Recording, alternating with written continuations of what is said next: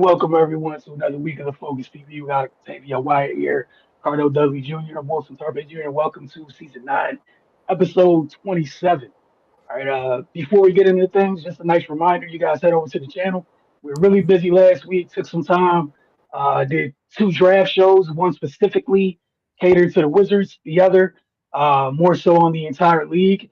So we did the entire first round and about the first 10 picks or so of the second round, I believe. So get over to the channel and check both of those out. It is officially June, which means the NBA draft is that much closer to us. It takes place near the end of the month, so we're just a few weeks away from that. As it pertains to the Washington Mystics, they're coming off two games that they played last week. One was on the road, the second of which was here at home. They beat the Storm 78-64. Shakira Austin led the way in that one. She also had a big game in Washington's loss to the Sparks, 92-87 at home. Um, those episodes of Outlook are up and currently available tonight. They're facing the Chicago Sky. First quarter and just ended, just got into the second quarter. They're without the services of Sonya Citron tonight, who's out left foot sprain. So in lieu of having pregame, we're gonna do it right here. We'll get into it. Again, as I mentioned, it's still early in the game, so Cardell's keys that he's gonna share should still apply as you guys continue to watch tonight's game.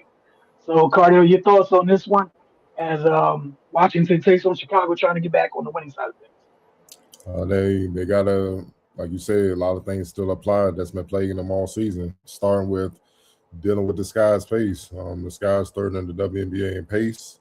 The Mystics have struggled to keep up with teams that like to push the ball, and I think that's in the scouting report with every team now. They looking to run against them to tire out their bigs, and prey on their inexperience and depth, so to speak.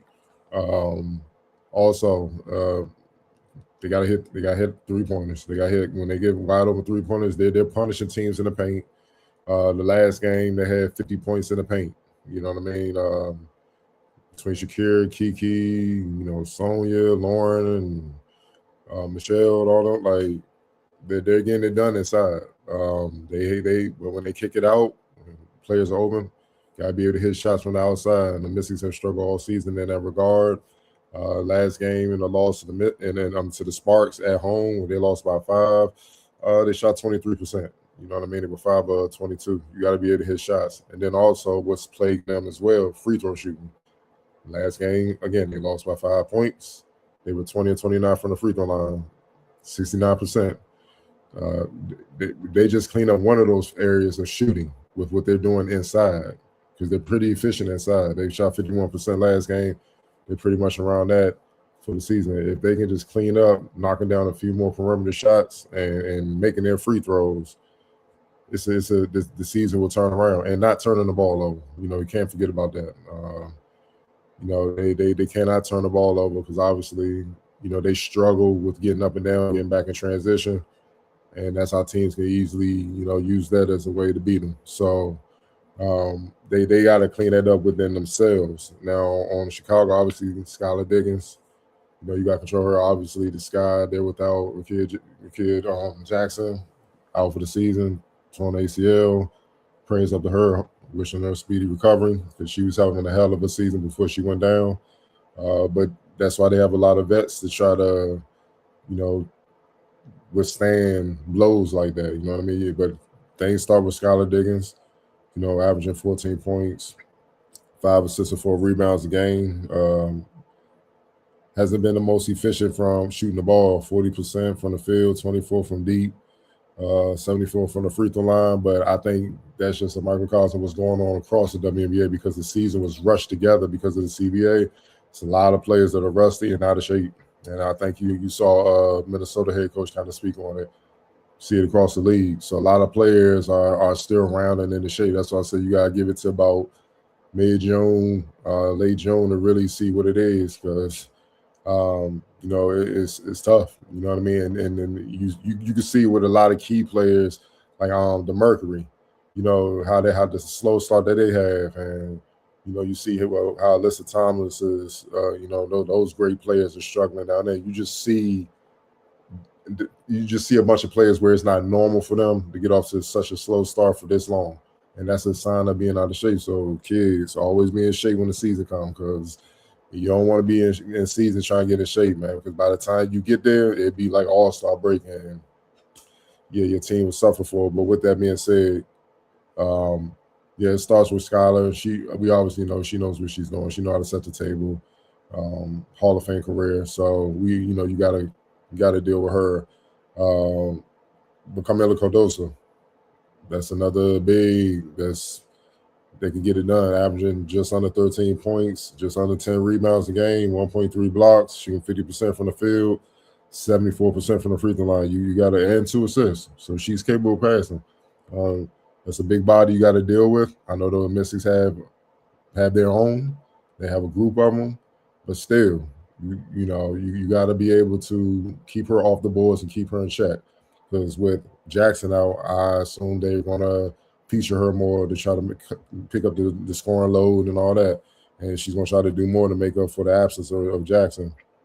Obviously, the rookie Gabriela Yaquez, we know what she's bringing to the table, having a very good rookie campaign to start, 11.5 points, 5.3 rebounds. She hasn't found her shooting stroke again. Getting adjusted to the league is different, but she's known as a sniper. She'll figure it out. And then, hey, Tasha Cloud, former Mystic. What I always say, if all former players want to show their old team what they've been missing.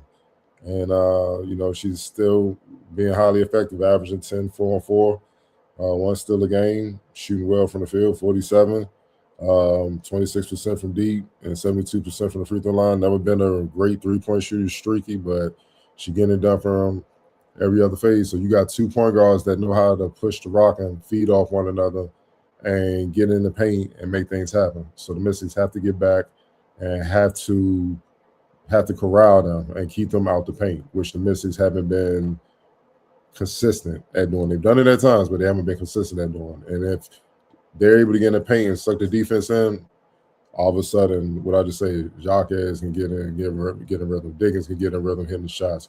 Drop-offs for Cardoso, she's getting easy points. Now you're getting and ones and stuff, and now you're in trouble, especially if you're not taking care of the ball and you're missing shots on the other side. So if they take care of those self-inflicted wounds that I mentioned earlier and get back to playing the defense we saw in the first couple games where they were just stout all around, they'll put themselves in good position and to get back on the winning track. But it's a reason why they've been up and down. They win one, lose one, win one, lose one. And it's because of the stuff that they're doing to themselves. And until they clean it up, that's probably going to be the result. Yeah, and that's the tough part, right? It's a young team trying to find consistency, and that's the fun part with figuring out how to win. But yeah, Cardell, as you mentioned, I think what is this, game 8 or 9? How many times have we got on Outlook and talked about how much they've gotten in their own way? That ends up affecting the results of these games. So again, keep in mind and you've been consistently saying this too. We'll find out, a couple more weeks, league wide, not just for the Mystics. We'll find out what everybody's looking like. And that Cheryl Reeve is right. It is a great point because it has been a struggle to the start of the season. So a lot of teams going through it early on, and we'll see what it looks like. But on the men's side of things, we have progressed from the conference finals to the actual finals. With the Knicks, their feet have been up chilling for a little while now. In part thanks to the Cavs, what they refused to do in terms of compete consistently as the series went on. But there's no need to continue to beat that dead horse. If they didn't put that much effort into it, we don't need to put that much effort into talking about what they did or didn't do. On the other side of things, we got a heavyweight battle over there. We saw a heavyweight battle over there on the Western Conference side of things. Let me get that up on the screen for everybody. With OKC and the Spurs, and the discourse online, people are doing the normal thing that they do anyways. But there will be a new champion this year. So we'll see how this goes. But I'll tell you, we'll start with you. Your thoughts on, the conference finals wrapping up. But pretty much, this is just an NBA Finals preview. Your thoughts on this matchup. But we'll start with you. Yeah. Congratulations to the San Antonio Spurs and the New York Knicks for making it to the championship. Like you said, just to touch on the final of the Thunder and the Spurs. Um, I mean, I think we pretty much thought that those were going to be the two teams there. We got a game 7 out of it. And I think I think the basketball gods did us a favor with that as we saw how that game unfolded. Um, I mean, at the end of the day, as deep as the Thunder has been portrayed to be all year, unfortunately for them, injuries caught up to them at the wrong time. No AJ Mitchell, no J Dub. I can't remember if he's J Dub or J Will, but you know what I'm talking about.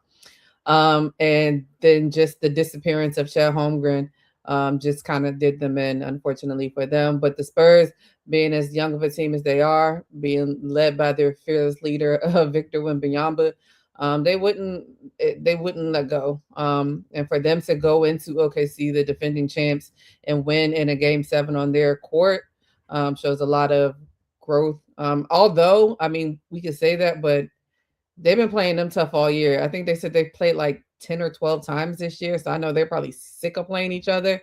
But I'm excited to see what transpires in their rivalry next year. Because I think this is one times you can actually call it a rivalry because it's not one-sided. Both teams kind of hit each other back and forth all year, and the Spurs were able to pull it out at the end. So congratulations to them. The preview for the NBA Finals.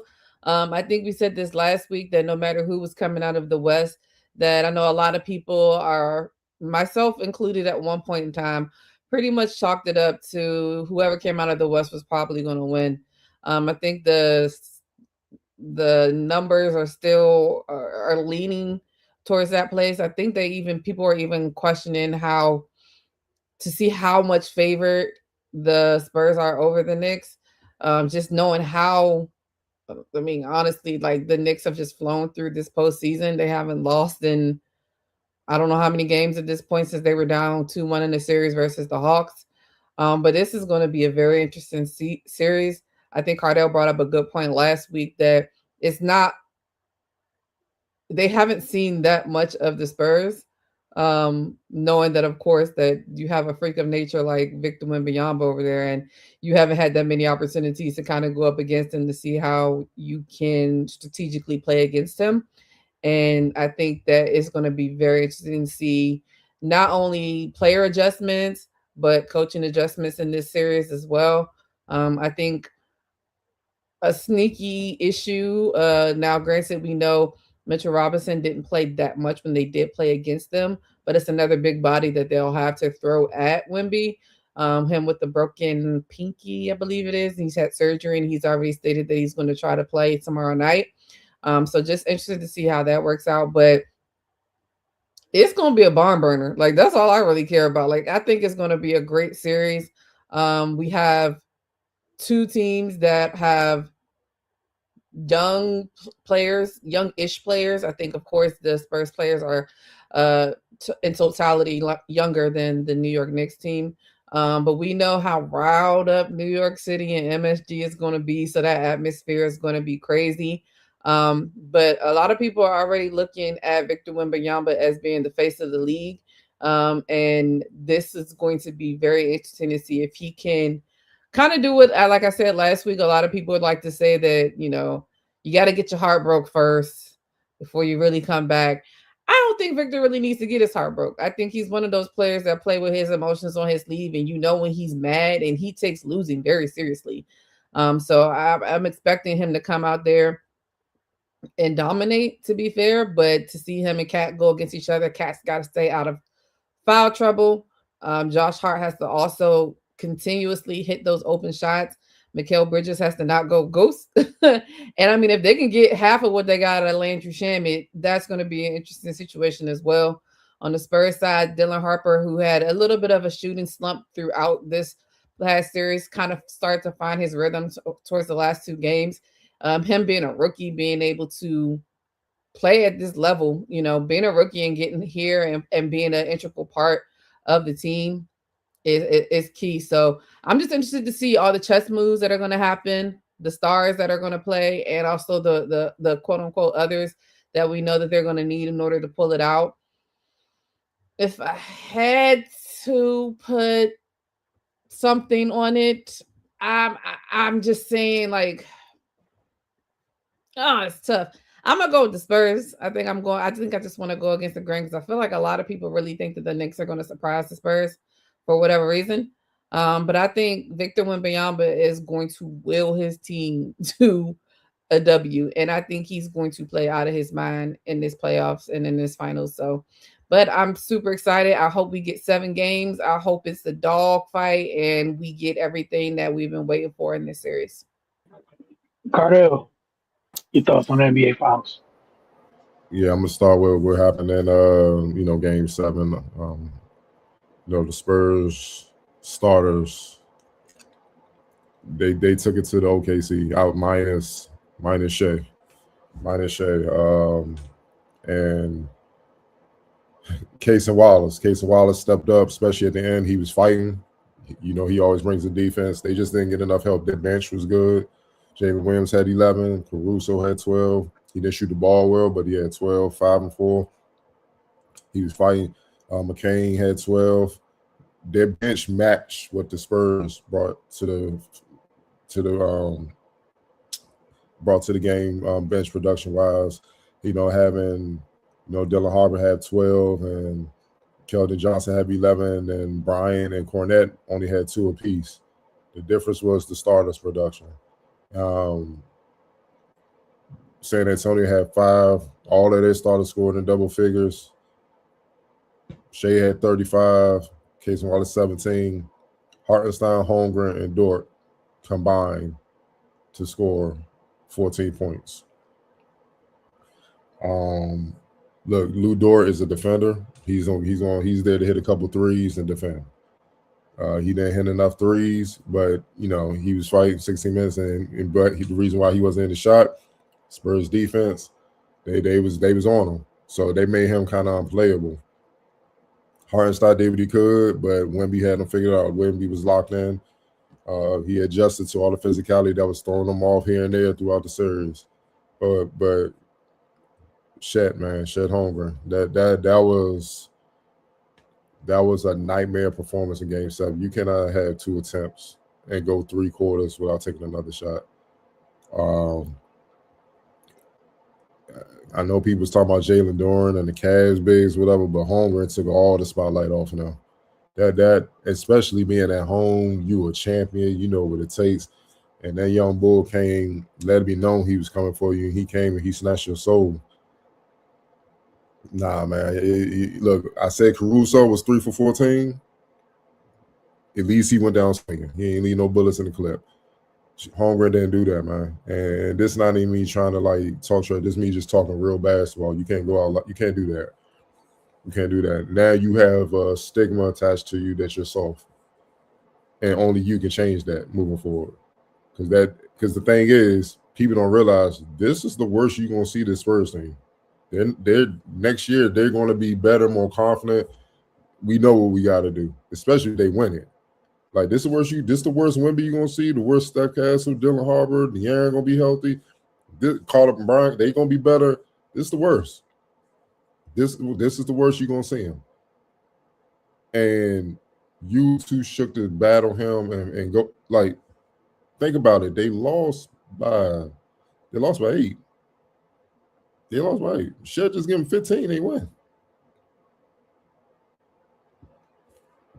Give them 15, dog.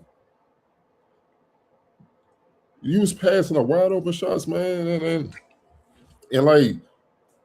once Wemby dunked on you like that should have woke you up. Oh hell nah. He got matter of fact, Game 7, put him on his back.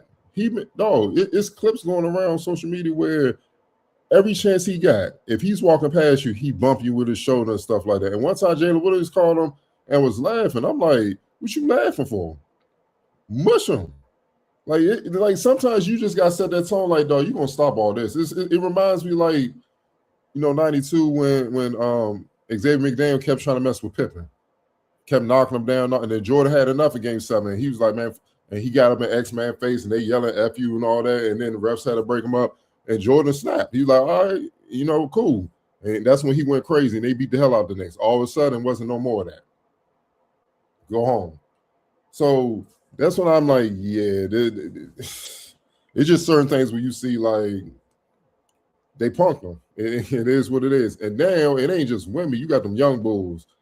I love how KG, he calls Steph Castle the red-nosed pit running around the neighborhood. You got to look out for. He just off the leash all the time. You like, there you go. Oh, shit. And you just go back in the house. That's Steph Castle. And that's what I mean. And they got a bunch of them. So it ain't just Wemby, dog. So that's why that team ain't go nowhere. And that's why, and they just grew up. They grew up, man. Like they really grew up. I understand that the Thunder was wounded, but De'Aaron Fox wasn't healthy. Remember, Dylan Harper had a hamstring or groin and stuff like that. He was playing through some stuff. Steph Castle, come on now. I mean, when you get this far, everybody hurt. Everybody dealing with something. And then you dealing with a young team that hasn't been there before. Regardless of that, you had home court advantage. This is what you work hard for. You had home court advantage in Game 7 against an inexperienced team. And they came in there and they got on you quick. Now you came back. And then they held you off, man. So you can't say all that, man. That we praise OKC for having this deep team all year. Now that depth was put to the test and it didn't come through. So we can't use that, man. The better team won, and that's what it is, man. Now against in the finals, the matchup. You know, I said it before. This is probably the sexy matchup that the NBA front office low key wanted because the global appeal of Wemby and that the Spurs are good and all that stuff like that. I mean, like it has everything you want, man. And then you got the Knicks in the finals with that crazy fan base, which I love the fan base. Everybody know my ties to New York and stuff like that. Through the Couch family and all. I love the energy that New York bring, man. Like they on one. And for this generation, like we were alive when they went in '99 and stuff like that. And then obviously our parents were alive when they won in the '70s and stuff like that. Even Ewing, when we were kids, when they went in to the finals with Ewing against Olajuwon and whatnot. This is the kids, the youngest. This is their generation reiteration of that with them getting to the finals. With social media and all that involved, it's going to be live. It's going to be live. But people not talking about this enough. The Spurs have home court advantage. And they're a different animal when they're at home. They have home court advantage. Everybody think the Knicks do, but series starting at San Antonio, that's a problem. And that the thing I love about Wemby, that 7'5" monster, his mentality different. Like I ain't come this far to lose, though. Like he like, man, look, no Jokic. I survived Ant-Man. I got Shea up out of here, the MVP. I ain't finna let Brunson get me up out of here, though. Like that's what they are. So, but it's different things that both teams gotta adapt to. Like Wemby can't just stay in the paint now because he ain't got to worry about Hartenstein, and Chet shook, so he ain't got to worry about that. You got to guard Towns. You know what I mean? You gotta guard Mitchell Robinson. Even though Mitchell Robinson not an offensive player, he's a live body. So when the shot go up, you got to look for him because he'll kill you on offense. I think he's the number one offensive rebounder in the league. So he knows his job is important to come in there and he got a rebound because if Wemby's dominating the glass, obviously it's going to be hard to beat them. The thing the Spurs got to look out for, the Kornet minutes against OKC. OKC was smacking them during the Kornet minutes. That's when OKC usually got back in the game or took the lead. So they got to figure that out. But with that being said, Wemby got a guard, and also he's dealing with it's tough because he dealt with Jaden McDaniels and all them boys, Julius Randle, all them boys against Soda. Then this round, Caruso, Hartenstein, they threw a bunch of guys at him. They got up on him. So, but the Knicks got a lot of guys that can do the same. OG's probably the closest I've seen a Kawhi level defense with his strength and how he can move and his size and his length and his instincts to attack the ball. So I expect him to see a lot, but Cat gonna have to step up. He gonna have to guard him, man. Like, yeah, offensively they working through him and stuff like that, but he gonna have to get on Wemby and slow him down.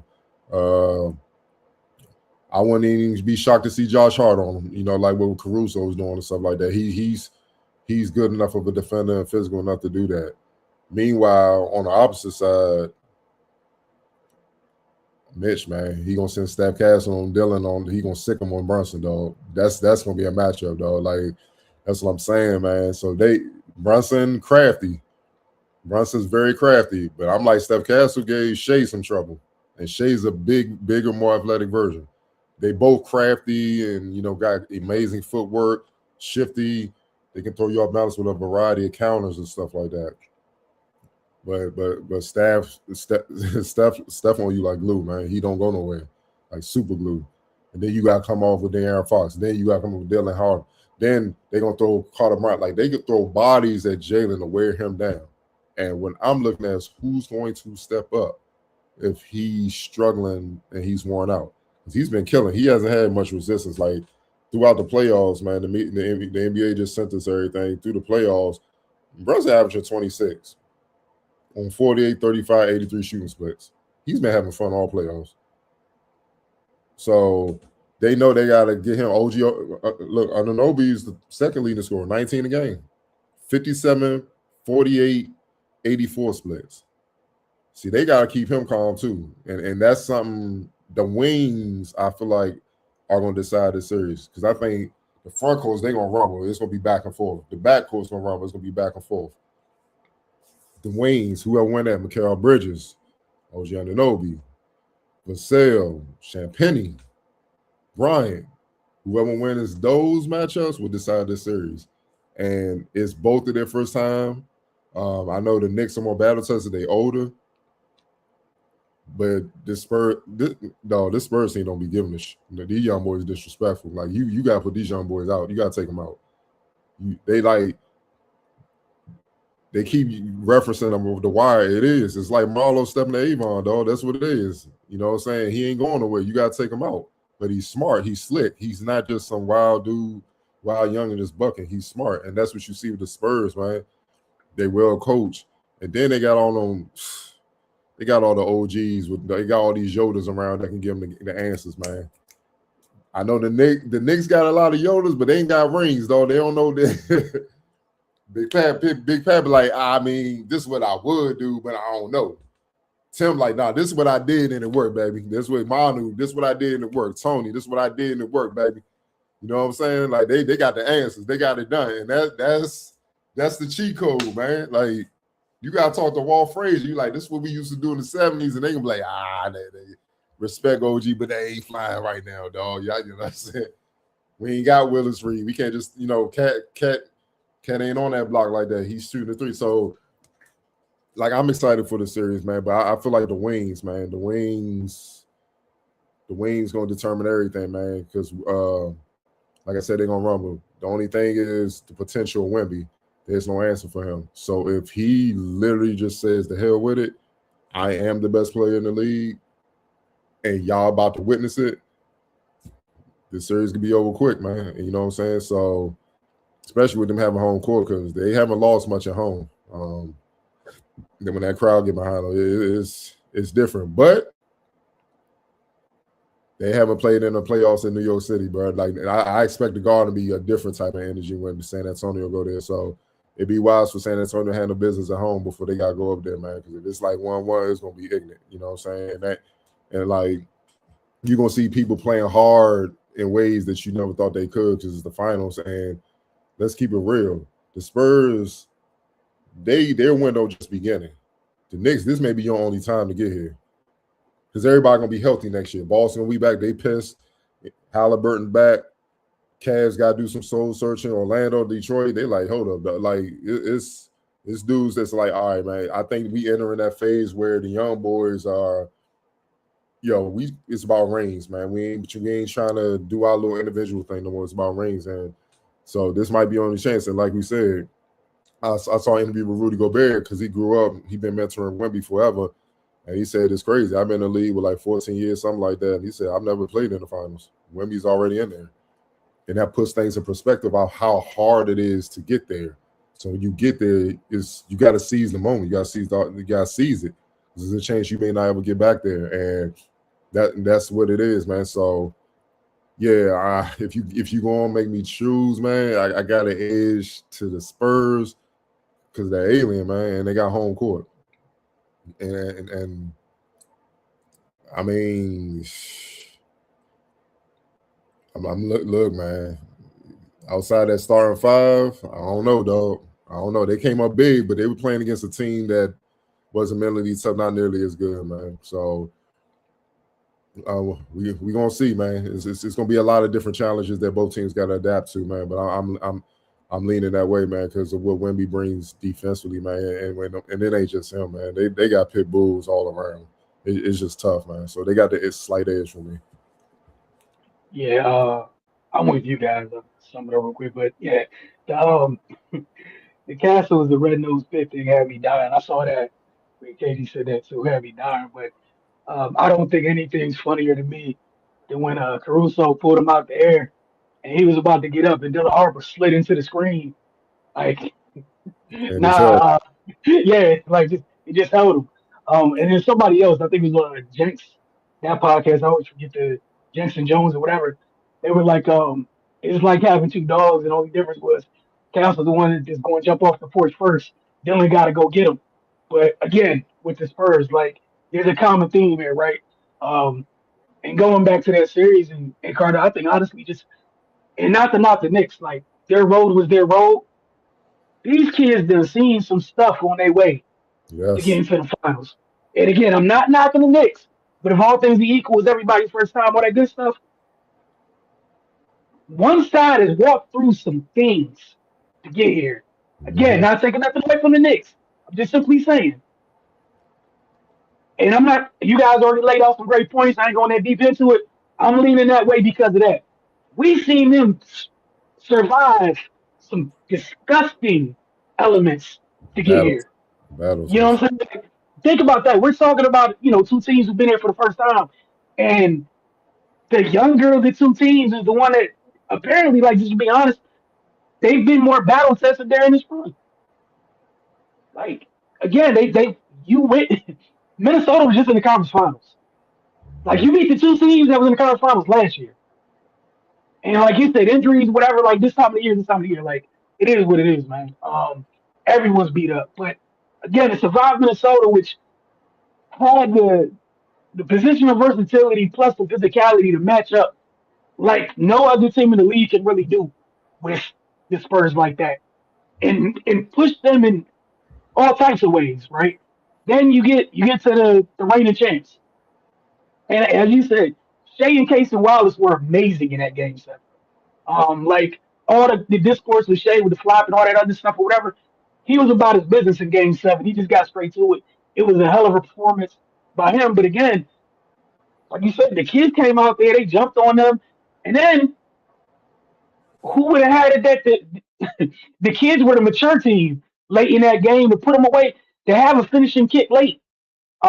You would expect the reigning champs to seize that moment, and instead it was the youngsters like, nah, we're gonna leave here with this. This is ours. Uh, but yeah, all the things you talked about basketball wise, yeah, there's gonna be some interesting things with how the Knicks challenge them offensively, obviously with Cat ability to again like Hardenstein in that push shot, it was amazing. I'm gonna leave Chet where he at, like whatever. Cat presents a whole different box of problems, but at the same time, like Carter, what you always talk about, like there's the other end of the floor, and that part's gonna come into play for Cat too. Like whatever you provide offensively, like dog, you can't get in foul trouble in this series. Like they can't afford you to be tied to the bench in this series because if you are tied to the bench, I mean, might be able to do the thing you were talking about where you can be a little bit closer to paint if you're off the floor. But yeah, I'm with you with the wings, and I'm not trying to knock the Knicks wings or anything, but going back to my first point, just with some of the stuff the Spurs been through on the wings, I'm probably a little bit more. I probably trust them a little bit more with what they've been through. Like Vassell's been huge all playoffs. Him and Champagne been huge all playoffs in every series. They've come through for them. You mentioned Carter Bryant as well. Mm-hmm. And then you got to like that's the other thing too is we saw that they were able to wear on Shea dealing with all those bodies. It did wear on him throughout that series. Obviously, amazing game seven, but you have to be delusional to be like, oh, it didn't impact them, right? all game at all times, there was somebody at least 6'5", 6'6", leaning on you for 7 games. That's annoying as hell. With the alien behind him in case you get by. That's annoying as hell, man. And then, like you said, with Brunson, credit to the Knicks. I don't know if they have enough creators off the bounce to challenge the Spurs wins like that to really bother them, because that's one of the things where Casey Wallace, some of the other guys on KC, they were able to do that. I know some people were hurt, but I think that's one of the things that concerns me a little bit. But again, should be a great series. And yeah, there's nothing like the Garden. It's the finals, first time it's ever. It's going to be like that's a whole extra opponent in Yeah, itself. Like yeah, just to be honest, like for y'all that play video games, y'all know what I'm talking about with college football. They got this thing with the stadium post. Madison Square Garden is one of the few places in the NBA that really has the stadium post. Like it is different. Um, that building is literally a main character. So it's gonna play a role in this game in a series at some point. But like you said, Cardell, if Young Boy gets out there and says, after everything we done went through, I ain't going out like this. I mean, hey man, it's gonna be tough. But yeah, I'm leaning with them. I'm leaning towards them. I gotta ask both y'all this question. Okay. You the head coach in the Knicks. Who you putting on Wemby? OG or Cat? Because you gotta understand the Spurs start De'Aaron, Stephon, Vassell, and Champagnie. Them boy, Vassell don't miss. That he like the Black Packs and he don't miss nothing. And Champagnie will light you up too, but they rugged. They know how to defend. They get in rebound. They know how to make reads. So that's gonna spread you out. You can't leave Cat on both of them because he can't recover. But can he? You don't want when we get him in. That's what I'm saying. So Hey, look, see, that's the thing. Because people are talking like static, like from a static position. Yeah, if all things were equal, sure that makes sense. But we're gonna live in reality, right? mhm. You can't leave Cat on any of their perimeter players. So like even if OG is a great option on Wemby, at what cost? Because if we what's it called? Didn't Champagne score like the first 13 Yeah, in he game 7? I'm Like away just beat against OKC so defense. against OKC's defense. And again, Cat, I'm not picking on nobody. I'm doing real good today. Doing good this week to start off. My brother in Christ, if y'all leave him in charge of Champagne or Devin Vassell for just a little bit, that is a 9 to 12 point run. Hey, Hey Cardell, I don't think they can afford for OG not to be on one of those guys, and I think that's the conundrum they have. It's like, yeah, in theory, you got a lot of guys, you got different guys you can put on one knee, but what's the cost? and Champagne is from New York, so he gonna be trying to put on. Dude, He gonna be trying to put on, dog. So that's what I'm saying. Like I asked y'all who y'all putting on Wemby, who y'all starting on Wemby. hey man, hey, I'm paying you what I'm paying you, bro. Hey, handle your business or don't. Yeah, you made a good point with that. It's like at least, but it's scary because Cat can't stay out of foul trouble for a lot of periods of time. I think he's been doing better towards the last couple of games, but and I don't know. Like it's gonna be real fast. And then, like I said, the point that you then don't have Mitchell, well, you don't know what you're gonna get from Mitchell Robinson even after that, if Cat does get in big foul trouble. But like you said, like we paying you, you got to go out there and do it, bro. Like you said, because if you can't leave those other people on the perimeter open, because they get ugly fat way way fast. But yeah, that's a tough one. They're gonna have to, but that's why I was like, I really am interested in this series because I feel like it's gonna be a lot of chess moves that's gonna have to happen. Both of these coaches is really gonna have to coach. Yeah, man. And I mean, or maybe you start Mitchell Robinson because he can get out there and get them threes and he can move with the guards.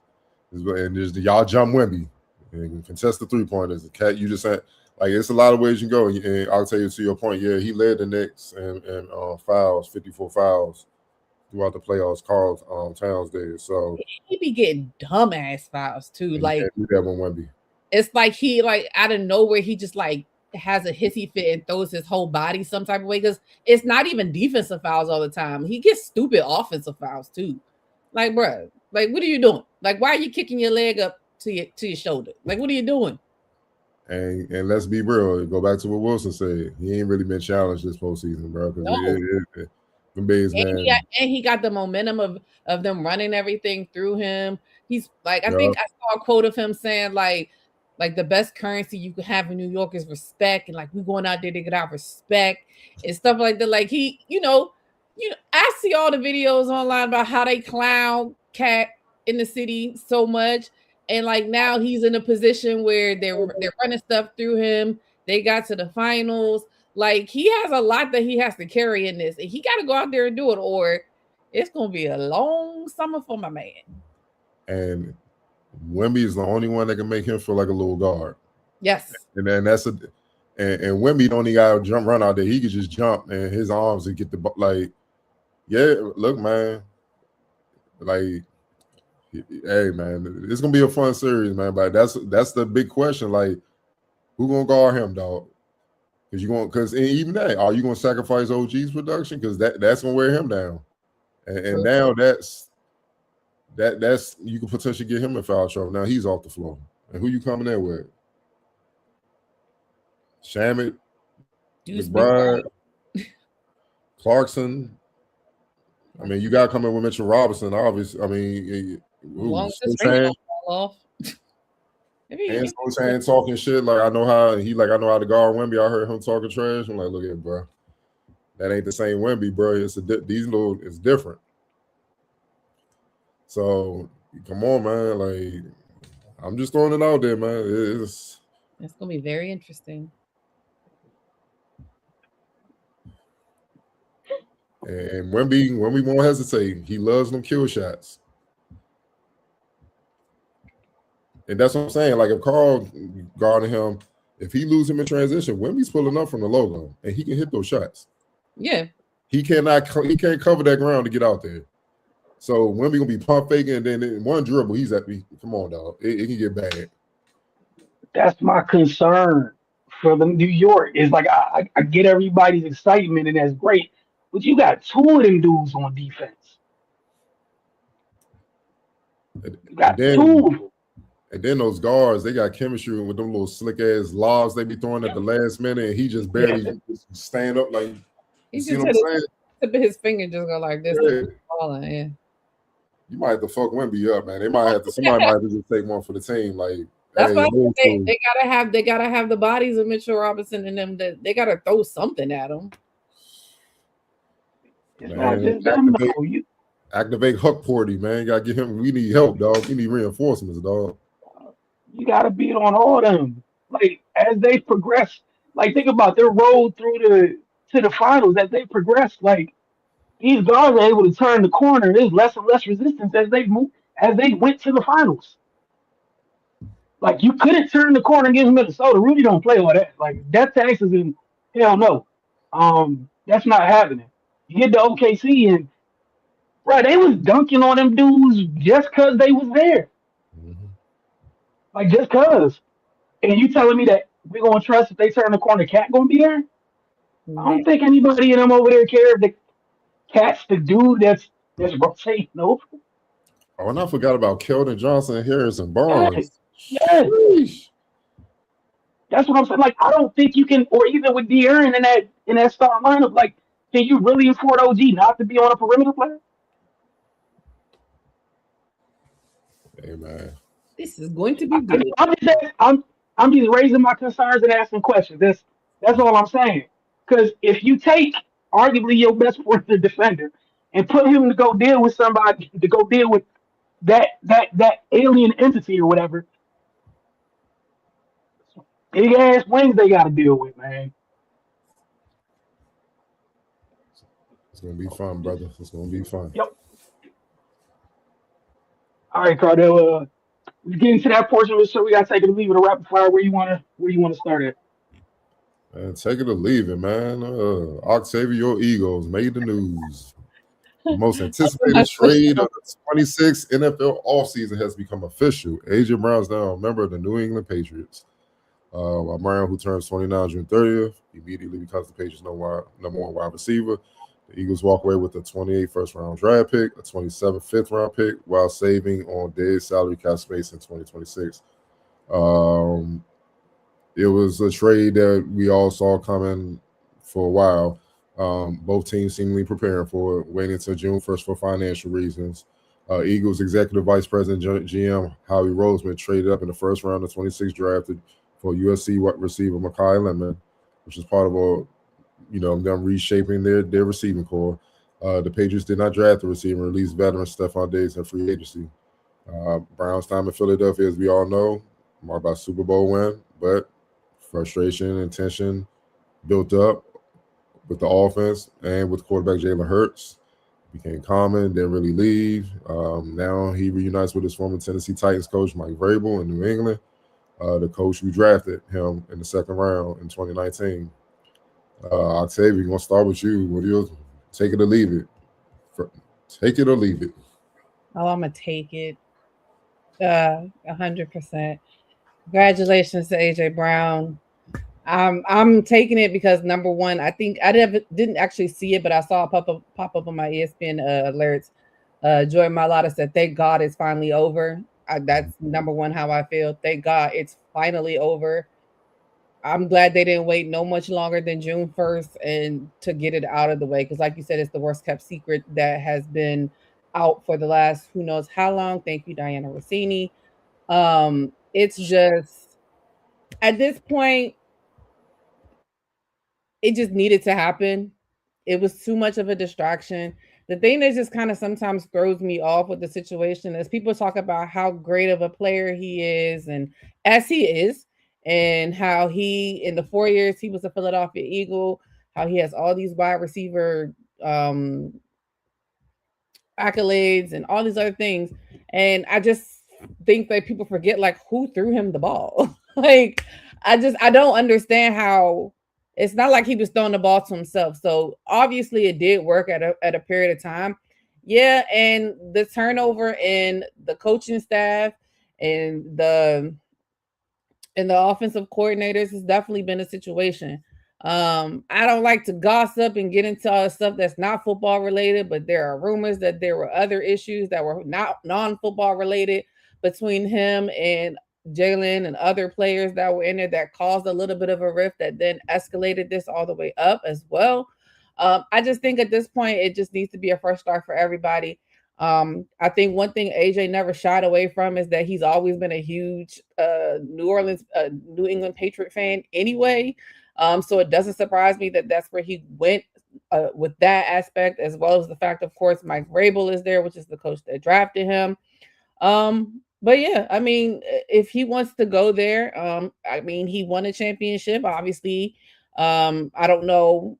I can only speculate and go off of what he said. He didn't feel fulfilled from it. So I don't know if that's still something he's chasing at this point, or if he's just chasing the stats or whatever it is, or if he really feels like they have a chance. We know that the New England Patriots are going to have a much tougher schedule this year than they did last year. They do have a better wide receiving core with him added, as well as the other ads they had that I can't think off the top of my head right now. But I think it was best for both situations. Howie's going to do something with this, as he always does. The dead cap that we save for that. And anybody who's an actual, like, pay attention to Philadelphia Eagles and the Philadelphia Eagles fans know that Devontae Smith can handle this as being the one. It was always 1A, 1B. I have no issues knowing that. And now I'm just really interested to see how the wide receiving core rounds out for them. They did just also sign another Green Bay wide receiver, Torre. So it's another one that came out of there. Again, Green Bay had a whole lot of wide receivers because they also, New England Patriots, signed Romeo Doubs in the offseason. So AJ, Romeo Doubs, Keyshawn Boutte, Pop Douglas. So they do have a pretty formidable wide receiving core. And we just want to see if they're really able to run it back. I think that a lot of people are putting a lot of stock in Drake May, and in my opinion, too early. Yes, he had an amazing season last year, but I still think that he was only in his second year as well. And I like to see a lot more than that before you start crowning people in places, especially in New England, knowing who he is coming behind, coming behind Tom Brady. So, I mean, I think at the end of the day, I'm just glad it's over with. I'm glad that AJ is where he wants to be. He got there real fast. I think he was already there, to be fair. He got to Massachusetts fast. Now, granted, it's not that far from Philly, but still at the same point. So I'm just glad it's over with. I'm so ready to move on from it. I'm ready for OTAs to continue and for us to get closer to the season and let him do him and see if the grass is greener on the other side. Okay. Wilson, take it or leave it. Yeah, take it. Like you said, it's just worst kept secret in NFL. Um, yeah, it finally happened. And as Octavia said, he pulled up clearly before June 1st, and He been there. got fitted everything. It was ready to go. But yeah, it's just I thought the Eagles were moving towards this place like a couple extensions ago. Some of those extensions had some monopoly years in it, and I'm not too shocked. And also the money that they gave the Eagles and the Niners, like at this time several years ago, they did the same thing with their quote unquote number one wide receivers. You had AJ, you had Debo. Both of them gave the quote unquote number two guys like number one in waiting money. Um, the Eagles got a better deal off Devontae, where Niners pay Brandon close to the top dollar. But that's what both franchises looked like they were ready to move on to life without those other two guys. And for New England, obviously things played out differently. But for Philadelphia, yeah, like you know what it was like. They went and got Mekhi Lemon because Devontae Smith's wide receiver one over there. You got Romeo Dubs, who his Green Bay had a bunch of wide receiver twos and threes, and he's coming in and sliding right behind Devontae Smith. It's Devontae Smith and the rest. It's Devontae Smith and them over there in the wide receiver core. For the Patriots, you went to the Super Bowl, and clearly they were lacking in the playmaking department. Again, worst kept secret. Mike Vrabel wanted AJ Brown back. AJ Brown wanted Mike Vrabel back. Cool. They reunite in New England. Their wide receiving core looks a little bit different now, so we'll see how things go. But yeah, I take it out. I'm with Octavia. It's not even my team, but I'm happy it's over. Like everyone can move on with their life. It's done now.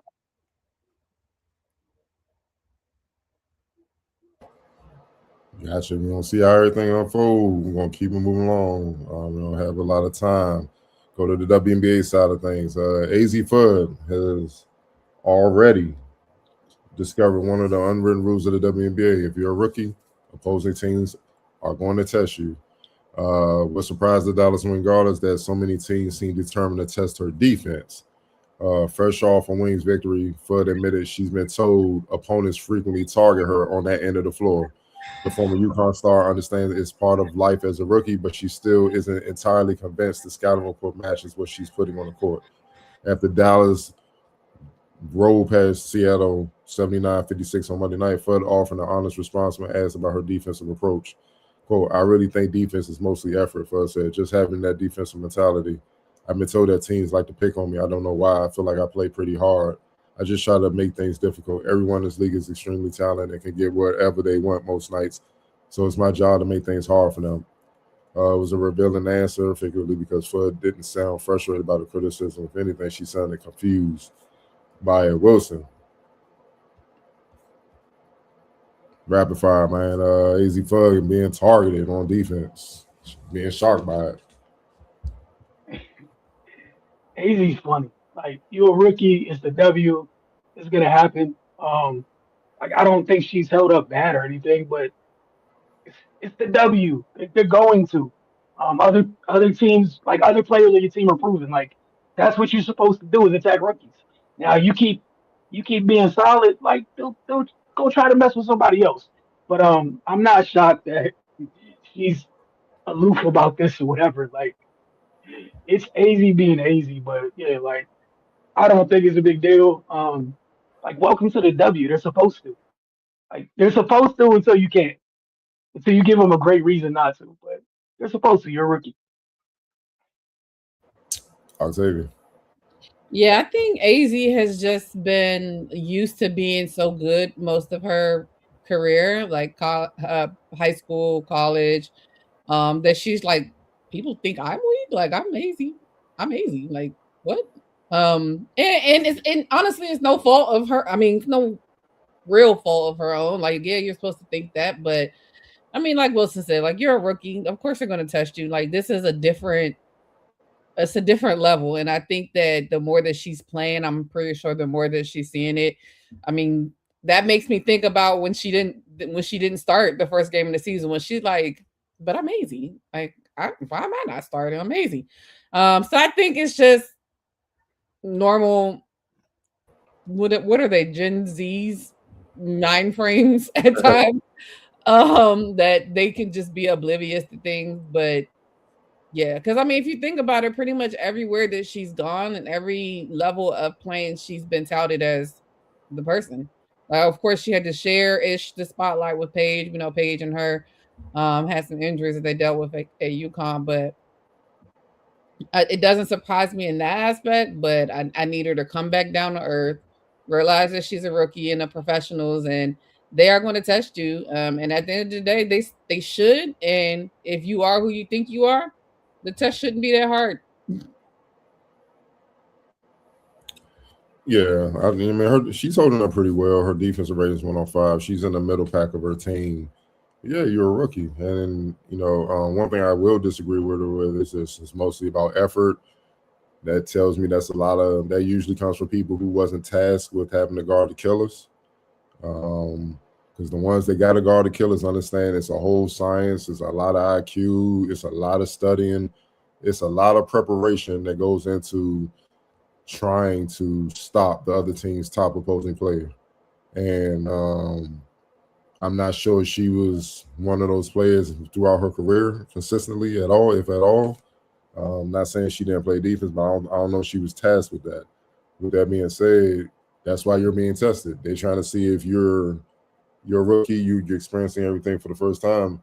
They're trying to see how quickly you're going to adapt. They're updating your scouting report. They're seeing if you have the intelligence, the will, the toughness. See, it's early now, but are you going to be willing to put forth this effort later on? Are you going to have the savvy? Are you going to pick up on it?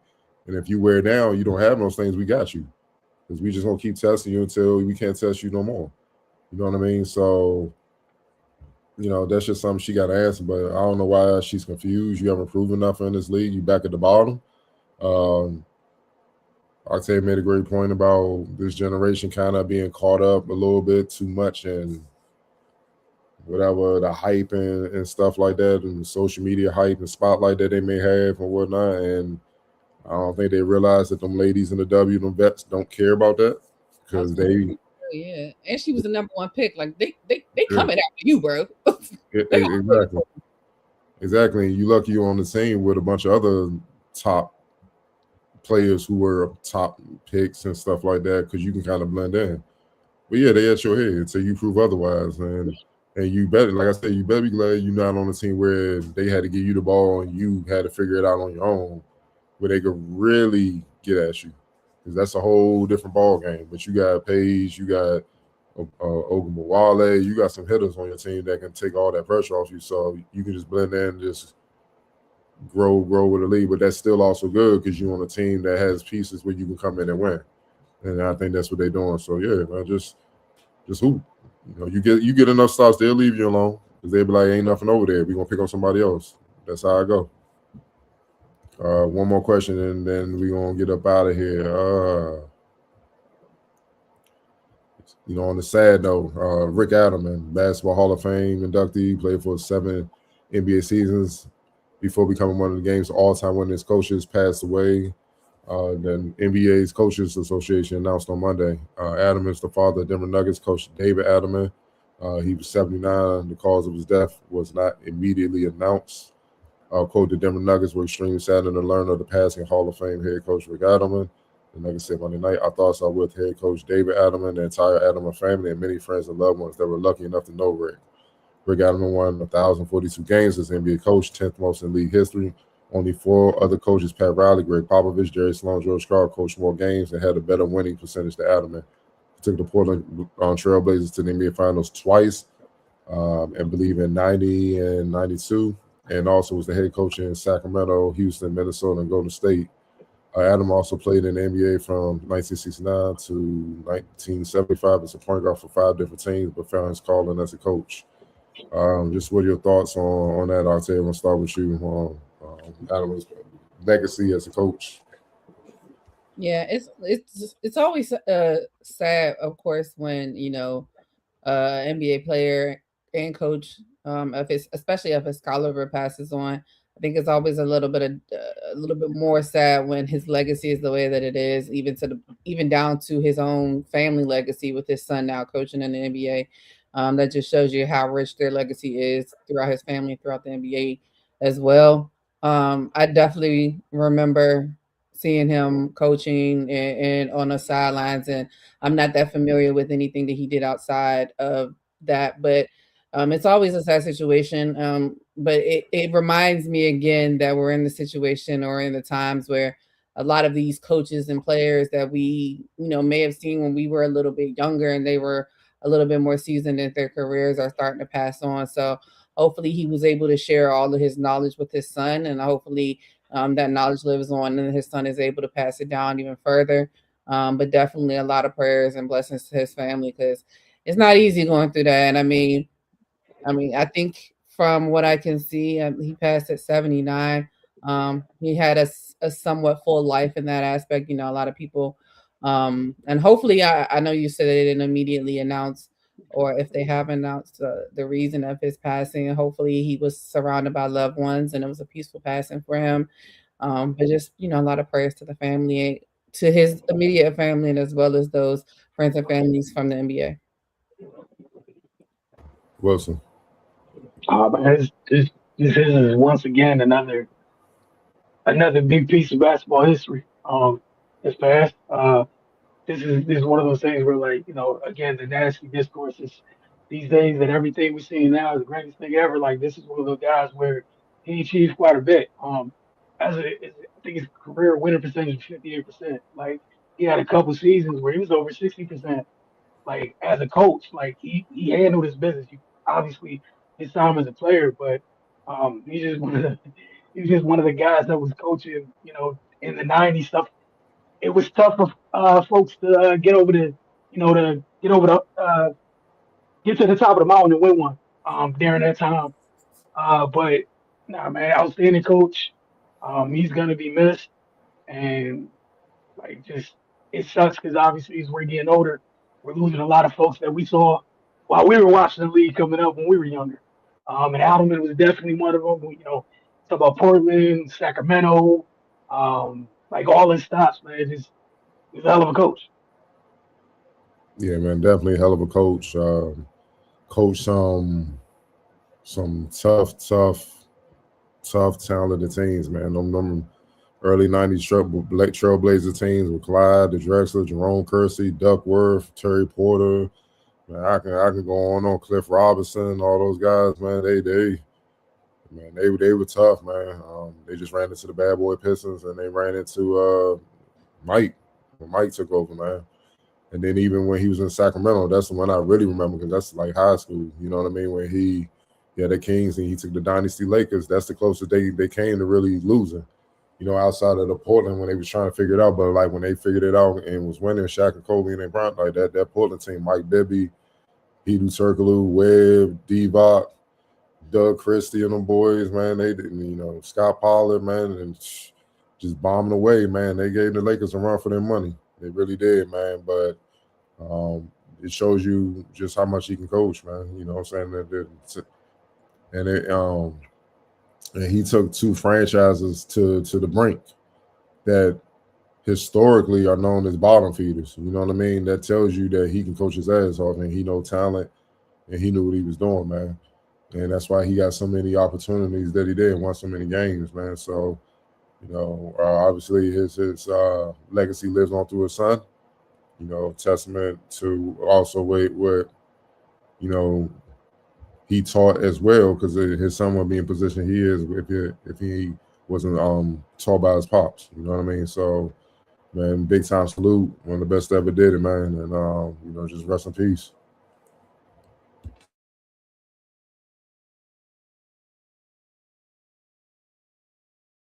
On mute. It's crazy how many times a year we're here talking about people we're losing across sports. And again, a lot of it was folks all throughout our childhood that were that were, in the prime during our childhood, which is crazy. But again, we appreciate all you guys for tuning in as always. We'll be back next week, same time, as usual. This is folks. We'll see y'all a little bit later this evening and later this week.